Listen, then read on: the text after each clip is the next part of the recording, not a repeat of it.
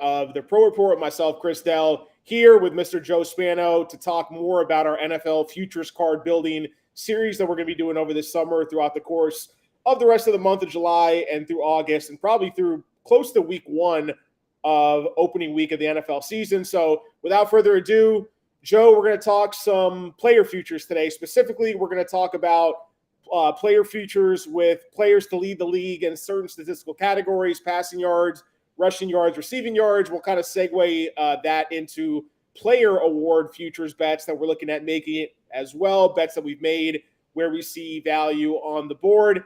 We're July 15th, Joe. We're still, it seems like we're a long way away from week one, September 11th weekend, but I know it's going to come up in a matter of seconds once we kind of look back and see how fast this time went. But other than that, how you doing? I know you're knee deep in baseball right now, but how's everything going on your end, man? Everything's great. I'll be honest with you. We're killing it. I hate to jinx myself, but we are absolutely killing it in baseball. We're going to have the All-Star break to really dive even deeper in some of these NFL prop plays to carry us through the rest of this month and get all that and get even more of that on the site. I already have one article up on my NFL props on the site. I'm doing another one this week, probably going to push it off to early next week because I'll have Monday, Tuesday, Wednesday off with the All-Star break. So I'm going to do a second NFL article, probably built around a lot of what we're going to cover today. And, again, we'll spend the entire month of July on these various NFL props, and we'll come at it from different directions. And by the end of the month, we'll have most of the NFL props covered just in time for all the teams to report to training camp. And then, we'll swing it from there. Maybe we'll have an episode in August where we revisit the NBA and you add, and we both add a couple of things to our cards as we see the landscape of the league unfold with some of the trades and signings that are going to happen as rosters continue to get shaped. And then I'll take a part or all of one episode and I'll hit some college football futures as well. So about the next, 4 to 6 weeks, it's going to be future focused for us every Thursday. And we're going to attack it hard and have a lot of fun. And I'm going to get a lot of the work done to be ready for these upcoming episodes during the All-Star break because baseball comes at you every day. And to be honest, you don't get to do much anything else when you're handicapping baseball. Yeah, what is that? What's baseball, Joe? I've no idea. Yeah, I know. You see my shirt here. I'm already prepping for the World Cup over here.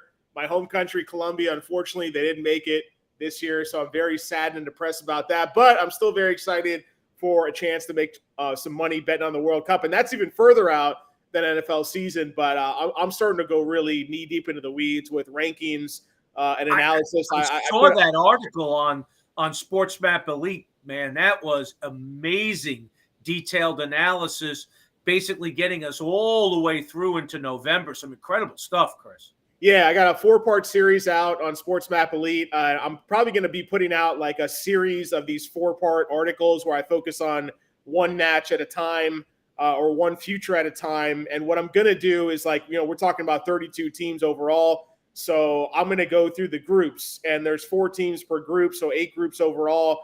And I'm going to go basically give out a best bet for each group, whether it's a match, whether it's a future. And I'm kind of going to organize it that way as we go forward because I want to make sure I have things continually kind of refreshing in my mind as markets move and we get close to those dates in October, November, et cetera, for soccer. So I'm excited about that. And I'll be focusing as well on a lot of season-long NFL player props. You know me, I focus a lot on fantasy and player props overall. So I'll definitely be gearing up to talk a lot of fantasy football strategy. I plan on having my fantasy football season-long rankings up on the site probably in the next 2 weeks at the latest. I'm getting into mock drafts right now. I'm working on my fantasy football tiers. I want to do maybe a separate article on best ball strategy as well as some DFS and dynasty fantasy football strategy as well. So in this episode here, though, we're going to focus on the player futures, and this is part of our NFL futures card building. So at some point, probably by maybe mid-August, a month from now, once we get a couple more episodes under our belt, we'll definitely make sure to do a recap episode and kind of talk about where we're at in terms of each of our cards so far. Because we're talking about so many bets between now and then. We want to make sure to keep things organized and recap. And of course, you can get that all on the Sports Map Elite website too. So without further ado, Joe, let's jump in. Next week, like I said, we're going to talk about specific season-long player props. Now we're going to talk more about like the kind of novelty props where we see value on the board with certain long shots. If we like the chalk on any of these guys. So let's just start right at the top of the board. I got the DraftKings DK Sportsbook right now open. I know you've placed some bets as well at Bet365, but I'm just going to read these off. You let me know if you've got better numbers yourself. But let's talk about most passing yards first. We'll kind of go from quarterback to rushing and receiving. Justin Herbert at the top of the board, plus 650. Tom Brady second, plus 800, tied with Patrick Mahomes. Then you got Derek Carr and Matthew Stafford, each 10-1. Joe Burrow, Josh Allen, 12-1. Dak Prescott, then Aaron Rodgers, Russell Wilson. Then we start to get into the middle of the pack, guys like Kirk Cousins, Matt Ryan, Kyler Murray, and then Mac Jones kicks us off at the 30-1 mark moving forward. The lowest odds on the board, we're starting to get into backups, rookies, and things of that nature. So, Joe, I guess I'll start it off. Is there one guy specifically you're looking at where you see the most value here, or are you targeting a couple guys? What are you seeing overall for most passing yards for the upcoming NFL season? I'm going to be straight with you. There's one value that stood out for me, and that was Patrick Mahomes at plus 800. To me, that's a little bit of a bargain in that the realities of the Kansas City Chiefs are that offense is all about throwing the ball all over the place. So, to me, anytime he's not the favorite and you're getting him at plus 800, I think there's value there. Again, I understand why Justin Herbert's the favorite, but when you look at it, Patrick Mahomes is a tremendous player. I know there's been defections at the receiver position in that offense, but Andy Reid and that offense is designed all about passing the football. And if Patrick Mahomes is not at or near the top of the league in passing yardage, the Chiefs don't go anywhere. So I like him at plus 800. Tom Brady's also at plus 800, but he's 145,000 years old.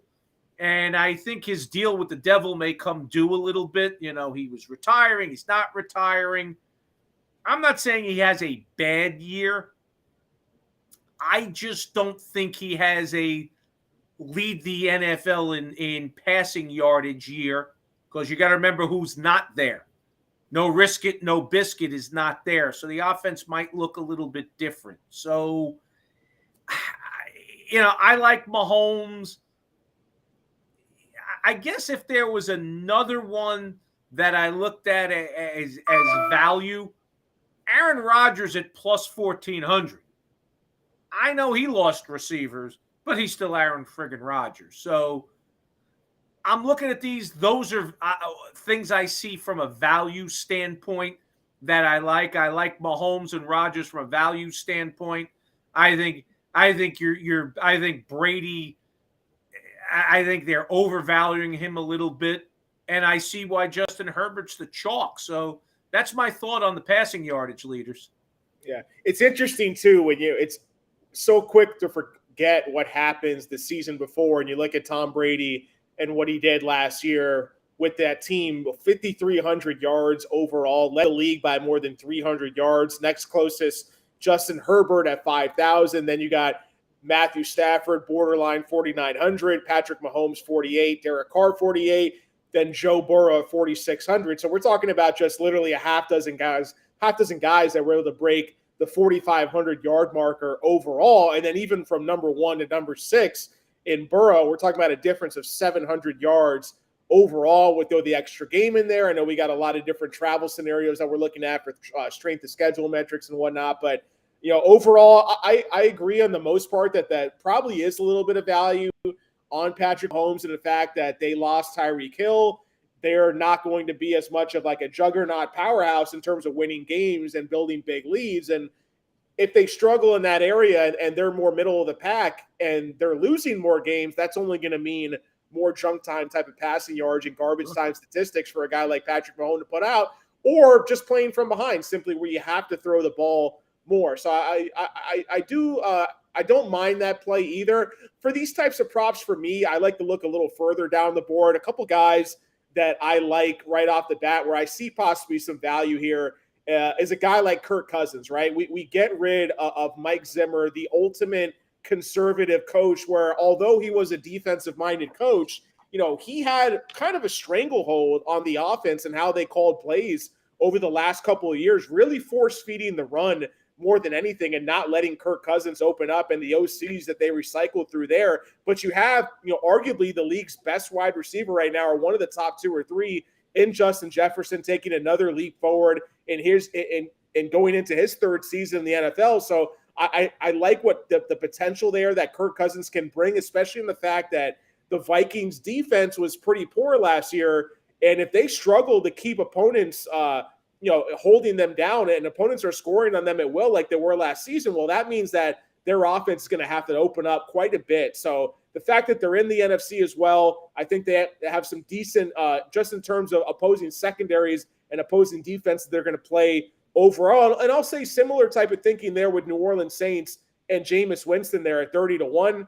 I think the coaching change is going to mean that they're not going to be able to win as many games. So as much as I might not be on the Saints to make the playoffs or to go over their season win total, I'm not betting the under either, but I think there is value there in terms of games where they might be trailing more often than they're used to, more often than not. We know what Jameis Winston can do in those situations. We've seen him rack up those 5,000 plus passing yards seasons in the past, as long as he stays healthy.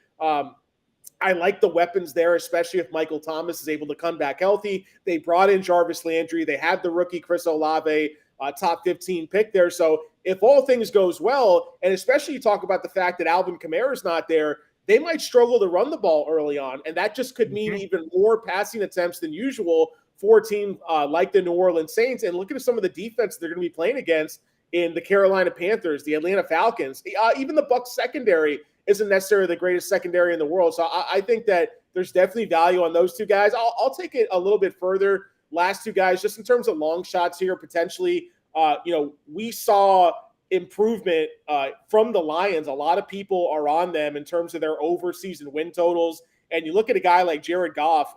He only had about 3,000 or so passing yards last season, missed some games obviously as well. But when you look at what the Lions have in terms of DeAndre Swift, maybe one of the best pass-catching running backs in the league, they added a lot of guys in the draft. I think they're going to be a competitive team this year, but especially if they're trailing a lot, it's going to be a lot of games playing from behind and having to throw the ball a ton. And you look at what Jared Goff did just in his first couple of games. I have it here on the split screen here, but just in terms of last season, I just want to pull up his game log because we saw how this played out in the first couple of weeks of the season.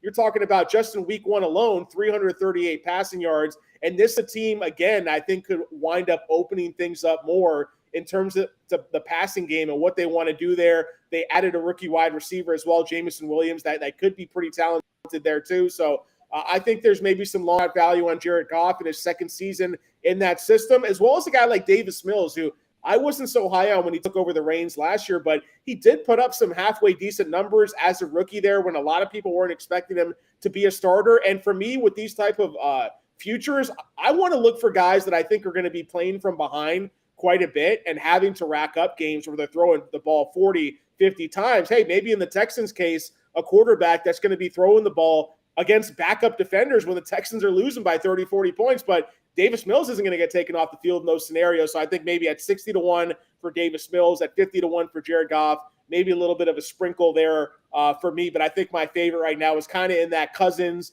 Winston range, 18-1, 20-1, down to 30-1 for Winston there. I don't mind the Mahomes play. I agree with you in terms of Justin Herbert being the favorite.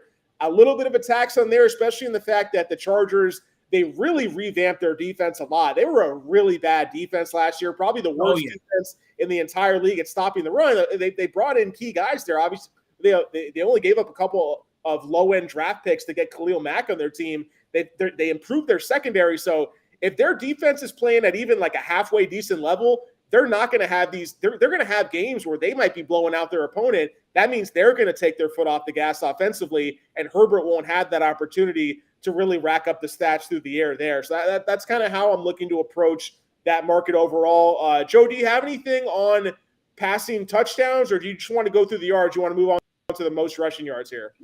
Touchdowns is so unpredictable. I lay off of that one. I'll give you a quick thought on the yards, and it came to me as you were talking.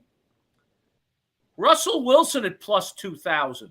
Good That's weapons in Denver. Do I think he actually gets there? No, but it's Russell Wilson, and it's plus 2,000. I don't know that at all. Might be worth a fraction of a unit. The Seahawks had the slowest, most conservative offense in the NFL last year, and it's just known around the league for people who study analytics, statistics, that this coaching staff and regime in Seattle, they take the air out of the ball purposely, and that's a big reason why we've seen seasons where Russell Wilson has come out of the gates firing and leading the league in many passing statistical categories, only to see them lose a game here or there. And all of a sudden, Pete Carroll and the rest of the coaching staff's like, nope. Well, we just gotta ground and pound, run the ball, and play defense. But going to a more, let's say, open-minded regime in Denver, getting rid of the old heads, and Nick Fangio, et cetera, I think they could really see some improved chances for, hey, let's let Russ cook, not just for a few games, but for a full season there. And I think there's some definite opportunity there as well. So I like that call there, especially in that range between the 18-20 to 30-1, where, I wouldn't be surprised to see any of these guys be in contention for this award come mid-season. So I like that call there as well. What are you eyeing for most rushing yards here for the upcoming season, Joe? Most rushing yards, again, I'm going to give you one chalk, and he was the second favorite a couple of weeks ago when I got him, and now he's co-favorite, and that is our man in Tennessee, and that is Derrick Henry. He's at plus 500. Before the injury last year, back-to-back rushing championships, that offense in Tennessee is so built around Derrick Henry toting the rock, and he's so damn good at it. You combine all those opportunities with a guy that runs it at 5 yards a carry, and I'm hard-pressed to see how he doesn't lead the league in rushing again if he stays healthy for 17 games. The only thing that stopped him last year was he wasn't healthy for 17 games. All apologies to Jonathan Stewart, and Jonathan Taylor will probably be second in the league in rushing. But to me, here's a spot where it's chalk, but I love Derrick Henry at plus 500 because, to be honest with you, everything in Tennessee is built around him rushing the football 20 to 25 times a game and him doing it at 5 yards a carry. If you want a long shot, I'll give you a real long shot. And this is really a value play. I don't think the offense is designed for him to lead the league in rushing. I just don't think he's going to be used this way. But Saquon Barkley at plus 5,000, now 2 years removed from the ACL injury, having a legitimate NFL replacement level offensive line that could turn out to be better in a year or two, and competent 2022 style NFL offensive coaches, you're getting Saquon Barkley at plus 5,000. If he looks anything like Saquon Barkley in his rookie year, he could be right in the mix to lead the league in rushing, and you're getting him at plus 5,000. So there's real chalk and there's a real long shot. Yeah. Just recapping what happened last season. Obviously, Taylor ran away with this thing, right? 1,800 yards. Next closest was Nick Chubb at 1,250. So we're talking about 500-plus yard difference there between Taylor, the consensus favorite. If you like Henry, again, make sure to shop around, as always, as we stress here. But you can get Derrick Henry at plus 650 right now on DraftKings, where Taylor is at plus 450. Right. I would say the only guy that I would, obviously, you can consider Taylor and Henry. They're the two favorites for a reason, right? Dalvin Cook, maybe there's a little bit of value there based off his volume and workload alone. I'm a little bit more worried about the defense and letting them establish the run long enough for him to get those rushing yards to a point where he can get this. But I'm going to look at a couple guys down the board. Let's start off with Christian McCaffrey. If he stays healthy, Good right? one. This is the type of stuff you want to look at, long shots where if a guy stays healthy, ideally, we talked about with Jameis Winston leading the league in passing yards, if he stays healthy. Well, CMC is the same deal here. And, he hasn't stayed healthy for the last 2 seasons. He's been on and off with a various assortment of injuries, but he's shown to be a guy that can win this award if all things break right. And all you need is a re-injury to Derrick Henry, one injury, maybe to miss a few games for Jonathan Taylor, for a guy like this, like CMC, to sneak in and get this thing, a guy who in the past has been used to handling workloads of 30-plus touches a game. So I think there's value there on CMC. I'll go ahead and I'll list a couple guys below him that I'm looking at that I like for this. And, I would say that right in that same range, shop around, but I really like Elijah Mitchell, 35-1 to lead the league in rushing yards for the 49ers. I mean, we saw once he was able to take over the starting job there in San Francisco, how much Kyle Shanahan wants to ground and pound the ball, almost to a point where he's just disregarding the opportunities they have in the receiving game with talented pass catchers like Brandon Ayuk, George Kittle, Deebo Samuel, et cetera. So especially with Trey Lance coming in and potentially starting the entire season in his kind of de facto rookie year here, with the fact that Trey Lance has played less than 20 games overall, including college, over the past 3-4 years combined now. Kyle Shanahan's the type of coach where, as creative as he is as a play caller, it's mostly as a running play caller, and a lot of the things he does in motion on the offensive line, he's not going to let the wheels come off for Trey Lance in the passing game. So if the 49ers defense stays where it's at from last year, they're in the NFC, much improved schedule. They could be playing against maybe the worst team in the league twice during the season in the Seattle Seahawks here. Elijah Mitchell, he's a guy where Kyle Shanahan's shown that last year he was in love with Elijah Mitchell. He wanted to give this guy 25, 30-plus carries a game. So that's the type of thing where you see. That's an excellent one. I like that one a lot. The coaching preferences, the scheme, the schedule, if he stays healthy, if all things break right, I can see that to where I think the true value or odds for Mitchell, I think he should be in that 20-1 range. I mean, look, you look at Javonte Williams at 20-1 for the Denver Broncos. Like, he was literally in a 50-50 timeshare with Melvin Gordon last year. There's no reason stay that way, probably. Yeah. And it'll stay that way. It looks like Mitchell, and we know with Kyle Shanahan, traditionally he's wanted to share that load in San Francisco, and it was a stable of backs. There's no stable there anymore.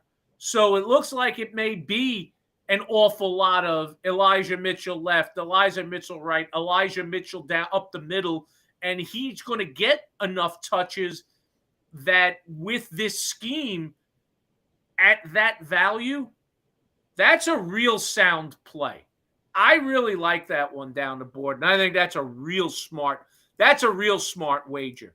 Of all the ones we've talked about amongst these running backs, obviously the chalk is obvious, but this is the smart one.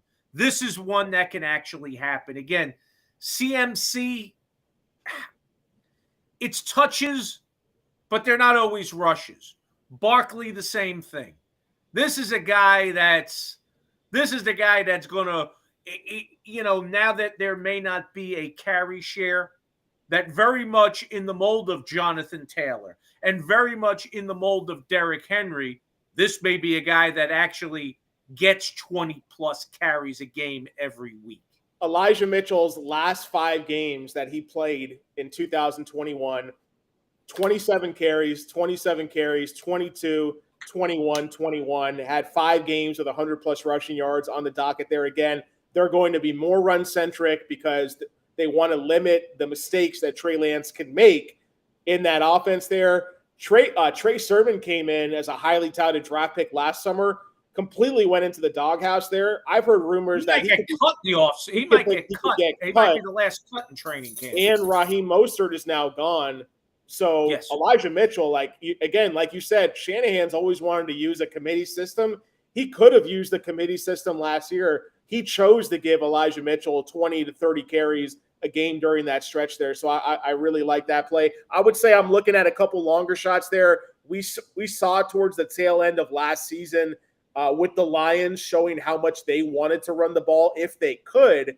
And if their defense is going to be as improved, getting Hutchinson, improving the O-line, improving the D-line, and just being better as a whole, well, DeAndre Swift had some monster rushing games in terms of his volume last year, and he's a guy, if he stays healthy in that type of scheme, them being in the NFC, having an easier strength of schedule than playing in the AFC. Look, playing in the NFC simply means at this point in our handicapping process, you're going to have more chances to build leads against your opponents and to establish the run and run the ball more often. So those are the things that I want to look at, where I'm probably for those reasons going to be looking at a lot of these most rushing yards, most receiving yards, et cetera, looking at a lot of guys in the NFC because they have an easier strength of schedule in some type of way compared to those AFC teams where it's absolutely loaded. So I would say DeAndre Swift at 60-1, even Fournette at 40-1. Gio could be gone. There might really not be a competition for Fournette for almost any touches in that offense there. They might try to ease the load a little bit on Tom Brady to where, at this point in the NFL in 2022, you have a veteran running back who maybe has 1 or 2 years left. Like, you're not trying to save him for anything. You're trying to use him. You're trying to squeeze every ounce out of him as you can.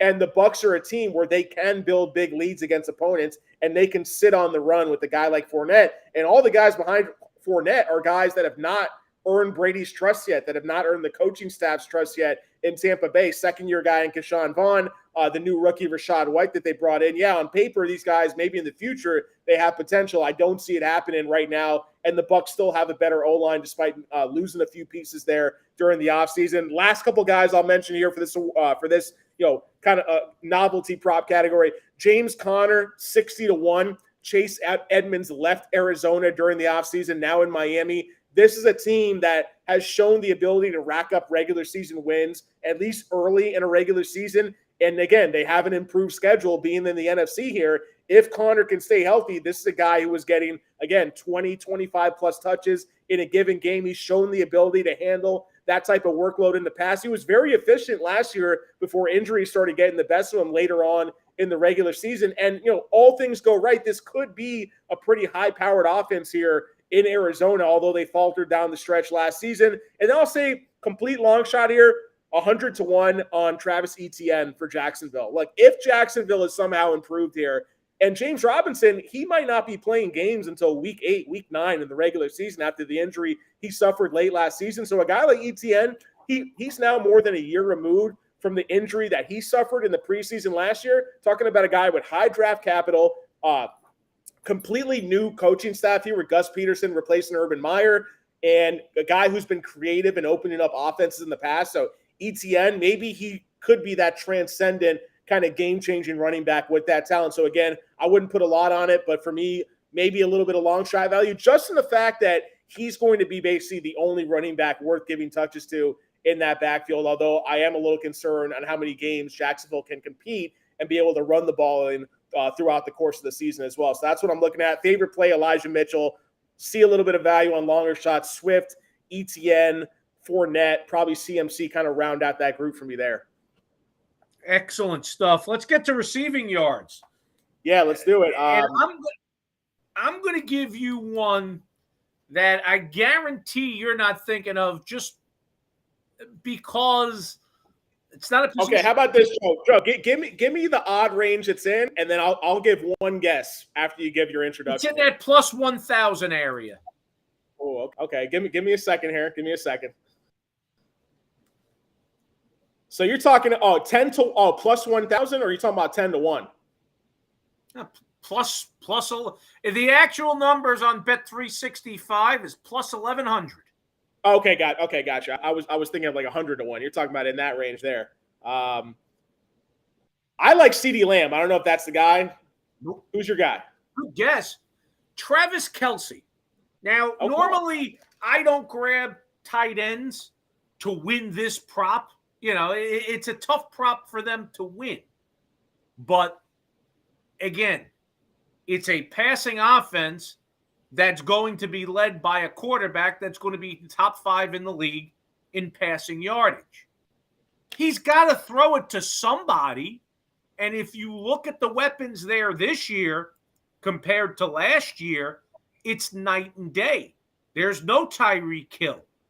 There's no, there's no Sammy Watkins. It's going to look radically different this year than it did last year in Kansas City.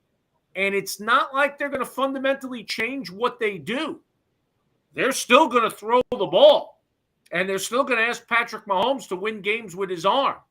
But instead of throwing to the Tyreek Hills of the world, you're going to be throwing to the Juju Smith-Schusters and the Mecole Hardmans and the Marquez Valdez-Scantlings of the world and the rookie, Sky Moore. Yeah.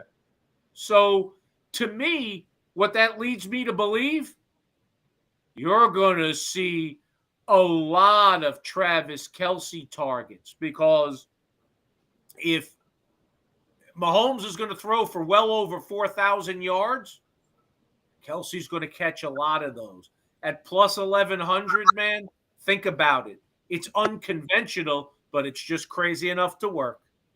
Yeah, I mean, it makes perfect sense. They take the tight end tag off of Travis Kelce, and he is the number one receiver and target getter for arguably the most explosive quarterback and passing offense in the NFL. So when you say it like that, it makes perfect sense. I really like that play a lot there. And you're talking about, all the targets and just overall production left behind, by a guy like Tyreek Hill there. And it's a lot overall. So, you're talking about a guy in Tyreek Hill, obviously in Miami now, 159 total targets overall left behind from last season. A guy who has the ability to earn upwards of 15 to 20 targets in a given game.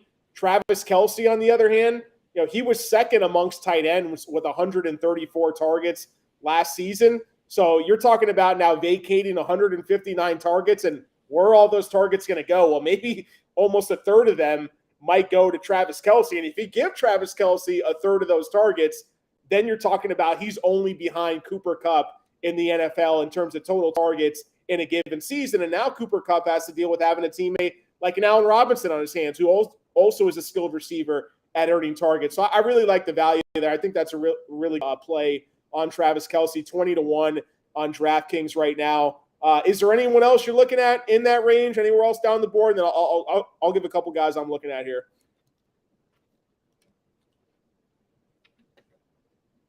Joe, I think you're on mute. All right, I'm back. Yeah, sorry about that. No I'll go a little further down the board here. You mentioned them earlier. Just give this some thought. You talked about the improvement of the weapons, but they're not overrun with weapons. Michael Thomas at plus 3,300.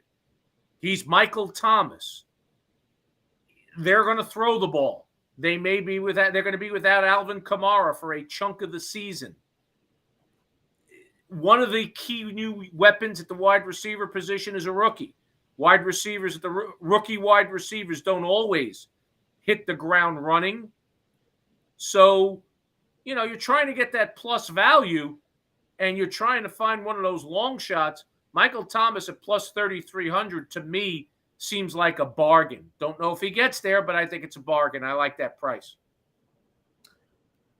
Yeah, I don't mind that. Again, that situation we talked about CMC with the running backs and rushing yard leaders, to where if all things break right, Winston could be a candidate for most passing yards. That offense could open it up quite a bit there, especially with no Camaro. He's going to miss at least 6 games to open the season, so that's going to be even more opportunity. The second best receiver, arguably, at least on the outside with Michael Thomas, is going to be a rookie in Chris Olave. And as much upside as he has, he could take at least a year in terms of struggling, getting acclimated to the NFL level, where it's just Michael Thomas and a slot receiver in Jarvis Landry getting a lot in a high volume passing offense. So I see the pass there. Michael Thomas 50-1 on DraftKings right now. This is an award where I think you can really go down the board and get good value.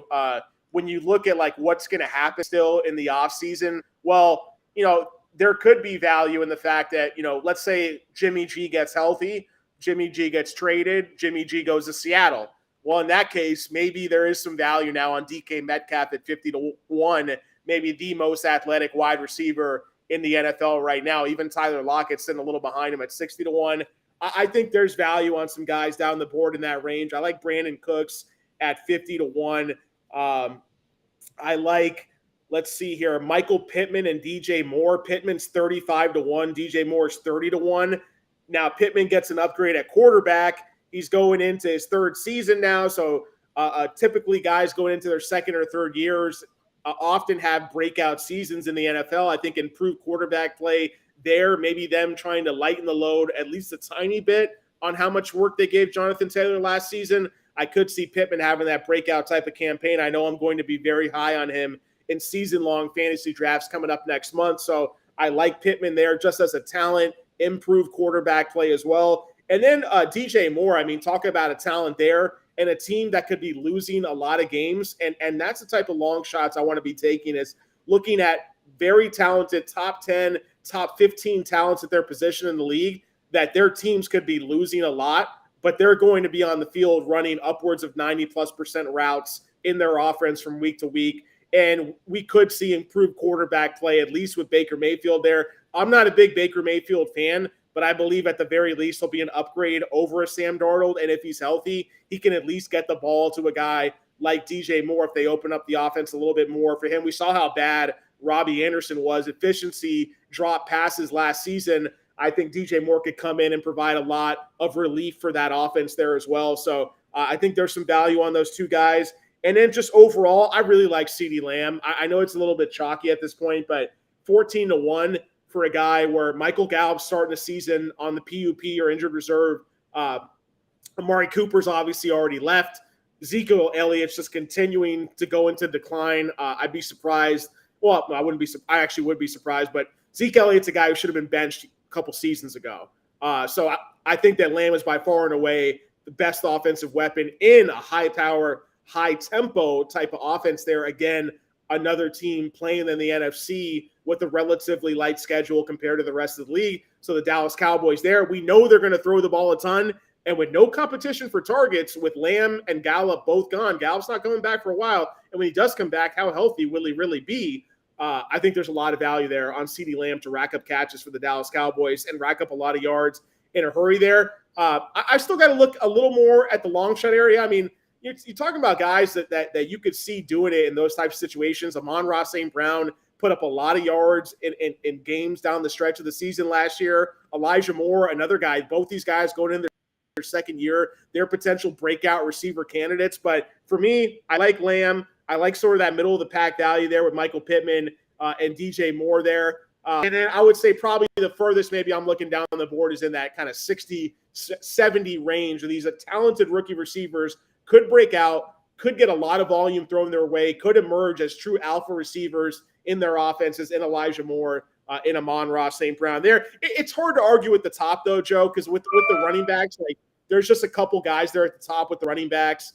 But when you're looking at the top for the receivers, man, like you're talking about Jamar Chase, Justin Jefferson, Cooper Kupp. I mean, you could make strong arguments for any of those guys to come in here and lead the league in receiving for a variety of reasons. So I don't hate any of those guys there at the top either. Is there any other long shots you're looking at? You got anything for receivers, receptions, anything like that? That's pretty much it for me as far as long shots. And Michael Thomas to me was that mid-level long shot that I really like because I like long shots, but I actually like to have a chance of cashing the ticket. So that's kind of where I am on these yardage props. We've sure I can't interest you on Zay Jones 250-1, Joe. You sure about that? Absolutely not. No Zay Jones for me. You know what? You really want that? See, I wouldn't even do it. Now I think I'm good where I am on those.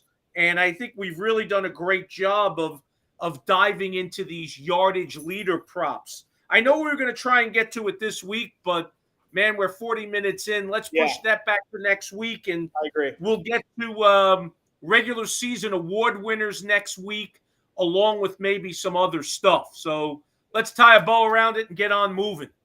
Yeah, I agree with that. We can touch as well. We got a lot of wiggle room here for a lot of stuff we're going to be looking at. Defensive props, most sacks, most interceptions thrown, most tackles, things like that. Most receptions. I'll probably get into that a little bit when we talk about some specific yardage props for individual players, season-long player props, Sure. and things like that. But yeah, no, I appreciate the time, Joe. Good picks, good analysis, good handicapping. As always, you can catch all of Joe's content. Joe's grinding the baseball bets every single night, having a great run with the rest of our team there at Sports Map Elite with Brandon Capello, with Dalton Brown.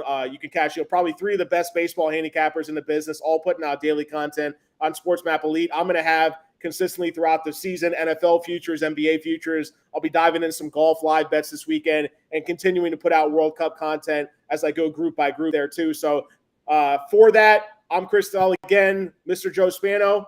We'll see you next week, probably same day, Thursday afternoon. Joe? See you at the pay window.